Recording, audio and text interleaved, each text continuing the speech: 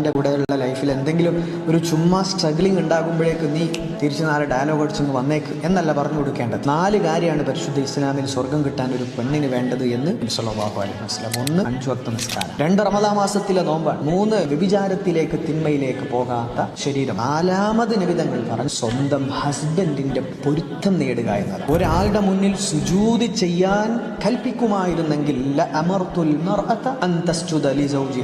ഒരാളുടെ മുന്നിൽ സുജൂദ് ചെയ്യാൻ വേണ്ടി കൽപ്പിക്കുമായിരുന്നെങ്കിൽ അള്ളാഹു കൽപ്പിക്കുന്നത് സ്വന്തം ഭർത്താവിന്റെ മുമ്പിലായിരുന്നു എന്ന് പറഞ്ഞത് പുണ്യ നബി സ്വല്ലല്ലാഹു അലൈഹി. ഈ 2 കൺസെപ്റ്റുകളാണ് ഇപ്പം നമ്മളോട് പറഞ്ഞു കൊടുക്കേണ്ടത്. ഒരാണ് അനുഭവിക്കുന്ന വേദനയും കഷ്ടപ്പാടും ജീവിതത്തിന്റെ പരിത്യാഗങ്ങളും സങ്കടങ്ങളൊക്കെ ആണുങ്ങൾക്കറിയാം. സ്വന്തം മകളോട് പറഞ്ഞു കൊടുക്കേണ്ടത് സ്ട്രഗ്ലിംഗ് ഉണ്ടാവും, സങ്കടങ്ങൾ ഉണ്ടാവും. അവിടെയൊക്കെ ക്ഷമ കൈക്കൊണ്ട് വാശി ഉപേക്ഷിച്ചുകൊണ്ട് ഭർത്താവിന് 1ാം സ്ഥാനം നൽകുന്ന ജീവിതമാണെങ്കിൽ സന്തോഷകരമായിട്ടുള്ള ഒരു എൻഡിലേക്ക് നമ്മൾ